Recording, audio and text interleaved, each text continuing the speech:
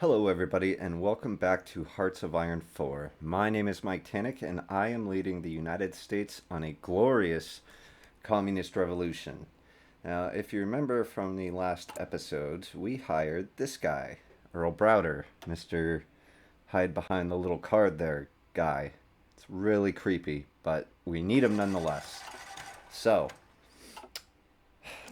we left off, we were training up our forces, and why are we low on supply? Can anyone tell me? Oh, that's right. I changed their division composition. So let's bring you over to the Philippines if we can. Yeah, let's do that. Just in case we get a surprise attack from the Japanese, which I wouldn't be surprised if they did. You get that? Anyway, we were training our forces. So let's see. We are almost up to the trained level, but we are going to keep going because what I'm really after here is the army experience, which will allow us to alter our divisions even more. Um, yep, we have no more National Guard, so I'm going to go ahead and delete that.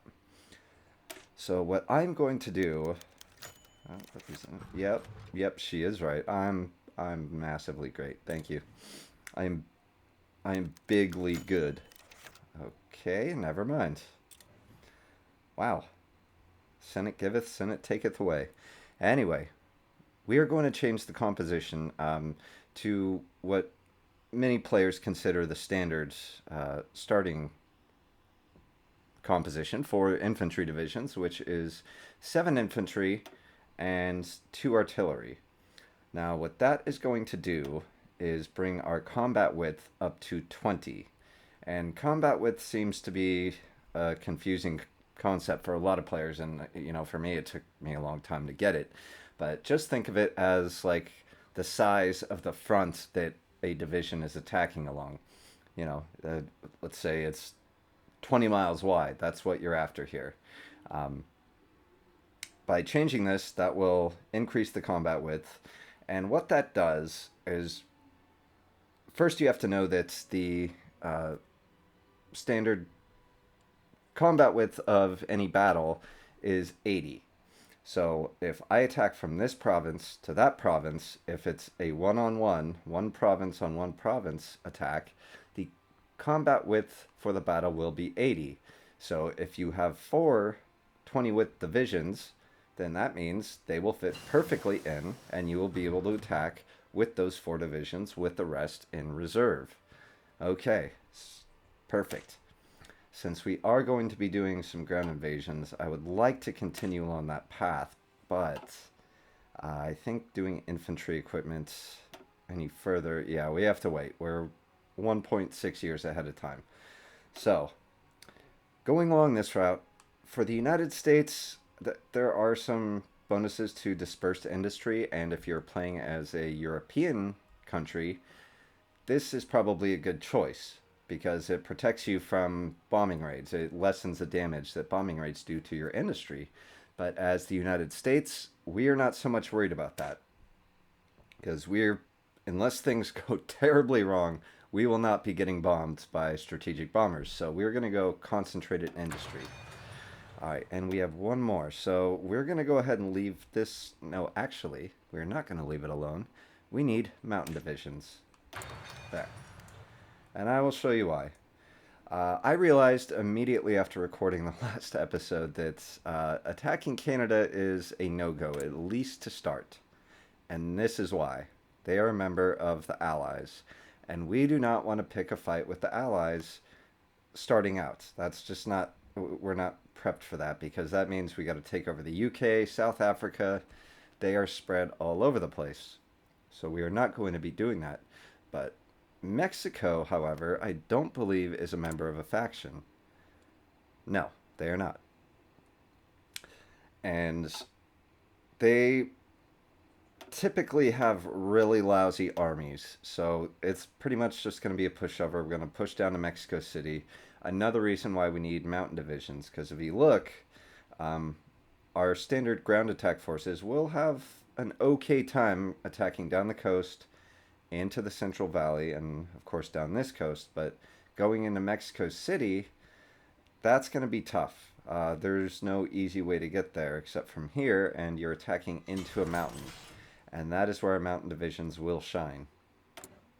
So we have free dockyards, and that is likely because one of our destroyers finished. So, since I'm going to clean this up, because this is kind of a mess. I don't need this many destroyers being built separately. We can do this on 1 or 2 construction lines. So I'm going to kill those, bring this one up to 5 dockyards, get rid of that one, and we are going to build, or start building, a aircraft carrier. The US starts out with Carrier 2s, which are vastly better than Carrier 1s, which I believe Japan has a lot of Carrier 1s. And we are going to be in conflict with them one way or the other. So, let's get this thing started. We'll drag it up. How many can we spend? Okay. Alright, I'm going to get rid of this one and give that dockyard to the Yorktown class. And we are short. We are short on chromium. How much of a difference will -2 chromium make? You know what? We're going to need it anyway, so I'm going to go ahead and give up a factory for that chromium. And where does that leave us? When are we going to get our first? Ooh, okay. All right. 11 January 1938. I mean, all right. But, you know what? Since these are going to be our first capital ships built, I feel like they should have special names. So our battleship will be named the, let's see, USS Earl Browder. Not a very intimidating name for a battleship, but hey, he is the man who's leading us to communist greatness. And nobody cares about North Carolina. Sorry if you're from North Carolina. Okay. National focus complete. That gives us 150 political power. And I hope... Okay, we do have the support of the Senate and the House of Representatives to go ahead and do the Agricultural Adjustment Act. And this, my friends, is going to start getting us out of the Great Depression so we can start getting some real political power. And it will drain less of our... 50% of our recruitable population. Give me a break. Ugh. Just ugh. Alright, we were naming ships. Oh, wait. Is this any of this important? Yes. Okay, we have the political power for another person. Now, this is tough. Because we have a lot of options here. We can increase electronics research speed, industrial, and factory output. But we can't do that one because we have not completed that focus. So, I am thinking Robert Taft, because our political power is sucking. 0.15 per day. And that will get better as we get out of the Great Depression. But for now, look at that. 0.45 per day. Definitely worth it, Mr. Robert Taft. Not hiding behind this little card like Earl Browder over here. I'm so proud of you. Alright, naming ships. Let's see. Our first carrier. Your name will be... let's see. You're not even going to get a USS because everybody just knows who you are. Oh, construction. Alright, we should not do construction 2 just yet. We should do excavation 1. As the next tech finishes, we will do construction 2 because it is half a year. It's worth it just to get a jump on it. So, but for now, we will do excavation 1 because we are resource rich. And I want to capitalize on that. Can we please name a ship now? My God. My goodness. All right, your name, no USS, just Mum Mumpley Pimfler. Mumpley Pimfler. That's who you are. All right. No, Yorktown. Pfft, what a ridiculous name, Yorktown. Mumpley Mum Jesus, Mumpley Pimfler. All right. And you are going to go to California. That's Los Angeles. Love Los Angeles. That was my home for quite a while. And let's check out your aircraft set. Okay.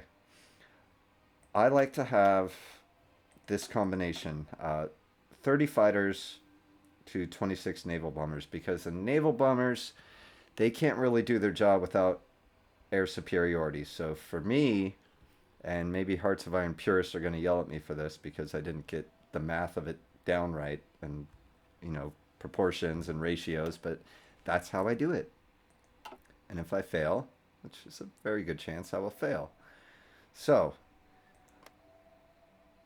let me get these guys out of here because there's no point in hanging out near Canada. I don't want them getting all polite on me or anything. They're supposed to be hardened killers. All right.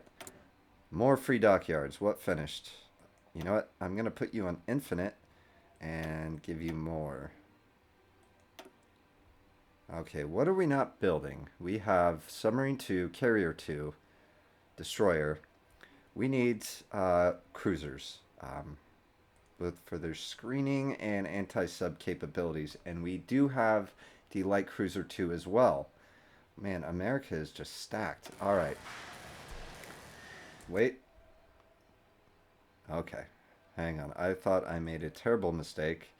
But since we have the carrier 2s, since we're not too far into it and we have this naval experience here, I want to actually soup them up a bit. So we are going to go with probably deck space. I'm going to go with deck space, and can we do armor? No, we can't do armor. Okay, deck space for now, plus 4 aircraft. And that doesn't seem like much. Yeah, 31 days of production. I screwed up. There we go.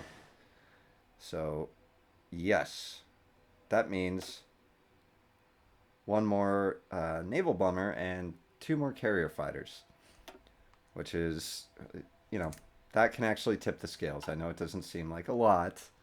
Just trust me, guys. I kind of know what I'm doing. All right, how are we doing on training over here? Are you all trained? You guys are not all trained. So you will train. How are you doing? You guys are all trained. You can go home. These guys, almost. And what about you? Why did you stop? Oh, repairs. Gotcha. All right. You train as well. And we're going to have to keep an eye on that because that could be an issue here very soon. And it will be. But a lot of these guys are close to done, so that won't matter here in a little bit. Now, what about our Air Force? I know I trained them to at least not be rookies, and that's going to have to do for now. Because once we go communist, we are going to attack south. My goal at first is to link Panama here, and I'm going to have to reinforce this guy because I don't know if I'm declaring war on all these guys, he may not be able to hold. But I want to connect mainland USA with Panama. And then, as we were saying before, my goal is to get into Spain. And the reason, again, I want to get into Spain is this mountain range here. And I still haven't looked it up, so I'm still going to call it the Pyrenees. And what that is going to do is provide us a fortress, this mountain range, because we were going to put tons and tons of forts on it.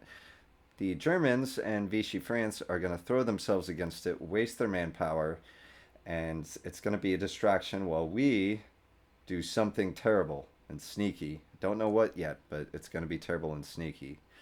So we have to wait for the Spanish Civil War to kick off, and it's almost guaranteed that the fascists are going to win, so that's going to be an easy way to justify the war. But our divisions have to be strong enough to make that landing. If we do not win on the initial invasion, that is a long trip back and a lot of days planning to do yet another naval invasion. And by then, they'll just be ready for us. So we are going to have to get our Marine divisions up to snuff because they are going to make the landing. And I'm going to bring a whole load of bad news in behind them. And we're going to take everything and probably Portugal while we're at it. Um, so our first step towards that in this very slow process is to start changing to that division template. We have 5 experience points. We're going to put that on artillery, which is going to change our production needs as well. Let's see. Yeah, now we're in the hole big time on artillery, and 3 point something a day isn't going to cut it. Our technologies will get us there. So that brings us to this. Okay, we are about filled up on production here, so I'm going to put a civilian factory in Texas, one in Georgia, and good old Indiana, and one in Michigan. And I am not going to switch over to, you know what? To hell with you too. I don't care. I'm going to switch over to military factories. Oh man. I'm just getting all kinds of beat up here. What is the Senate? Okay. All right. I'm still alive here. That's fine. So, what we are saving up for with our political power is this. Our very first steps towards communism. We could prepare for a civil war, but I don't want to spend half of this playthrough repairing the damage from that and getting us back to where we are now, when we could be building on top of that. So we are going to save up for the open up political discourse. And yes, it's going to take us a while to get there, but once the Great Depression modifier gets changed, we'll be trucking. And what this will do is it will open up a whole bunch of other options for us to peacefully transition to communism because of Mr. Creepy Guy here. Which, how are we doing anyway? 13.9%. Okay. So, now that while we're waiting for that, let us see what Mexico is up to. Armament effort. I do not like the sound of that. And starting out, at least, before anyone gets encryption, you can pretty much see everything they're doing. So they, rather than going down the civilian factory route, they are building armament factories, which is concerning. Well, it's going to be good for us because we are going to inherit those when we liberate them with communist greatness. And excellent. These guys are getting climatized for the heat, which is going to help. But I also don't want all of them in one single province. So you guys got to get out. Actually, yeah, that's really helpful. Can we get more down here? Let's get more guys. Let's see. Well, first of all, what's the temperature here?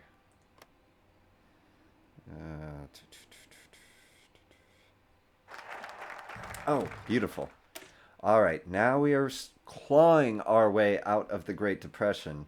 Probably we would literally go back into one after we switch to communism, but it's a game, and that's not going to happen. So, consumer goods factories minus 7%. That is huge. And the other bit is that daily political power costs minus 40. We just gained a lot more political power. Now we are doing 1.8 per day from 0.45. So, before we can continue down this path of getting rid of the Great Depression, we have to wait for the legislation to be drafted, and that takes 230 days. So, that's fine because we are going to get a new research slot, which will give us a total of 5, which is huge starting out. A lot of countries are, they're tooling around with a pathetic 3 research slots.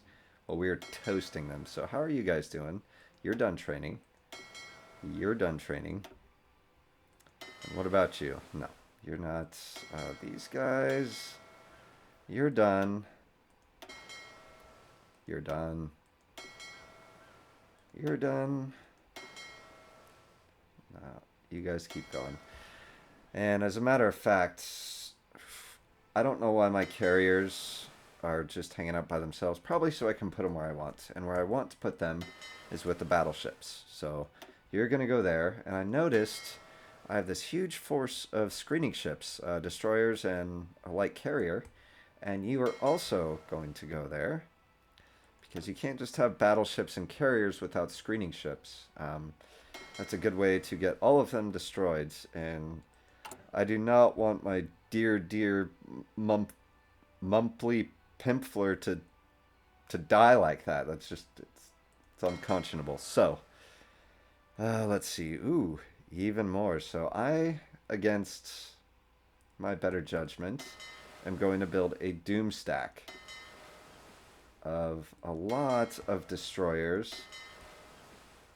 carriers, and I know that, again, probably a lot of HOI purists are going to tear me apart for just having one big giant stack, but we also have these other small task forces.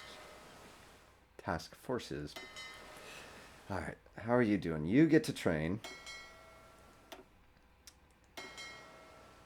And I will admit up front that naval combat is not necessarily my forte. That is why I create doom stacks and throw them at the enemy and hope for the best. Because I can't be bothered to get into the math of the battles and how that plays out. Which, admittedly, is a problem, and that's going to pose a serious problem in this playthrough because we are going to be at war with most of the world. Except for good old Mother Russia. By the way, let's see what Mother Russia is up to. Collectivist propaganda. Okay, so they are going down this route, which is concerning to me because they need to be doing the armament efforts and improve railway networks. They're acting almost historically the way they did, pretty much aloof, that Hitler is about to butter their bread. And let's see, what's our relations like? And that is because of different ideology. We will be the same ideology soon. And that should improve it because I don't want to spend the political power, the 0.4 per day, when we just got up to 1.8 to improve relations. Let's see where we land when we go to the dirty, filthy commie route, like them. All right, do we have our divisions down here? No, we don't. You guys need to come down here. And who else? Who else we got? Is that it in the mainland? Oh, yay! Propaganda victory for the German. Well, good for them. Germans are known for their long distance sprinting. Are they? Is that true? Okay. All right, so back to our navies. I really want to make sure that they are up to snuff because eventually we are going to be drawn into conflict with the British, and the British are going to dominate the oceans. They might have a little bit of trouble with Italy, depending on what route Italy goes in terms of which doctrines they're going after, whether it's Army, Navy, and it looks like they're going after Army primacy.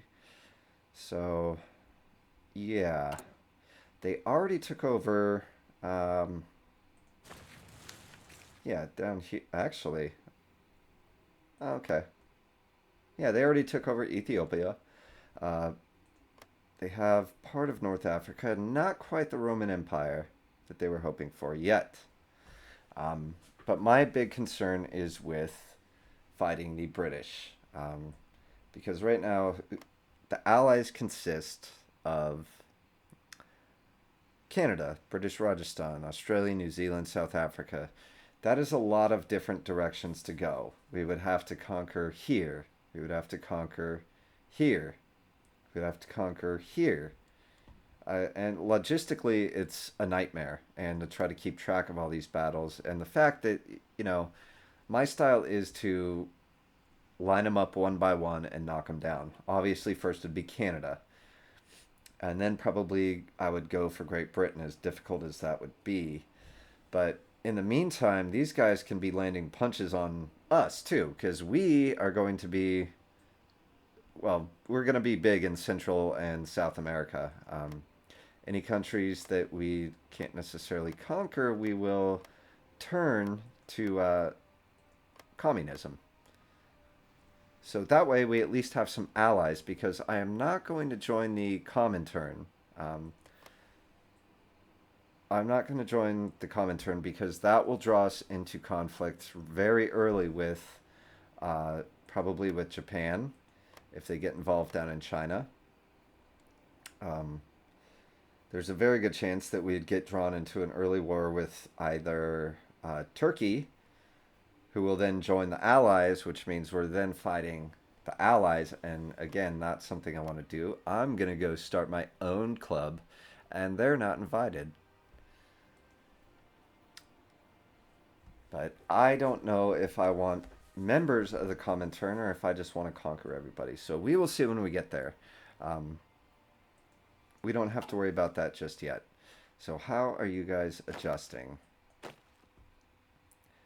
Okay, they are getting climatized to the heat, and these guys are really getting climatized. Okay, so that will reduce the attrition penalty when we're attacking down into Mexico, because obviously it's going to be very hot depending on the time of year we attack. So, how are our divisions doing? Not enough equipment to train, man. Yeah, we're just in bad shape on equipment. Yeah, we don't have enough of anything. So maybe, just maybe, I should consider building some military factories. In fact, that is what I'm going to do. So we're going to build one here. Damn, the eastern seaboard is filled up. And we're going to build one here in Iowa and one in Minnesota. And we're going to move these up. That one is almost done, actually, so I will let that one finish. So we'll do that and that, because we desperately need that equipment. I do not want to get behind the curve in training divisions, especially if we're going to launch an early invasion into Mexico. But we cannot do that without the glorious revolution opening up political discourse. So this is what we are going to do. And that gives us two different options here. One is the easy one. You know, if you're impatient, don't want to wait for, the political power to build up, that can lead to war. Again, not what I'm trying to do. So I'm going to wait until we're up to 100 political power, where we can hold a national referendum. But that, again, has to wait until we have 50% support from the communists, because Earl Browder, Mr. Creepy Pants there, is taking his sweet time. You know, I'm naming a ship after you, and you're not even dead. You better be grateful. So, we have taken the first step towards the Communist United States of America. It can only be uphill from here, or at least I think. Thank you so much for joining me. Thank you for watching, and if you liked the video, please leave a like, and feel free to destroy my playstyle in the comments. I'm sure I will read them and have my feelings hurt. See you next time. Bye-bye.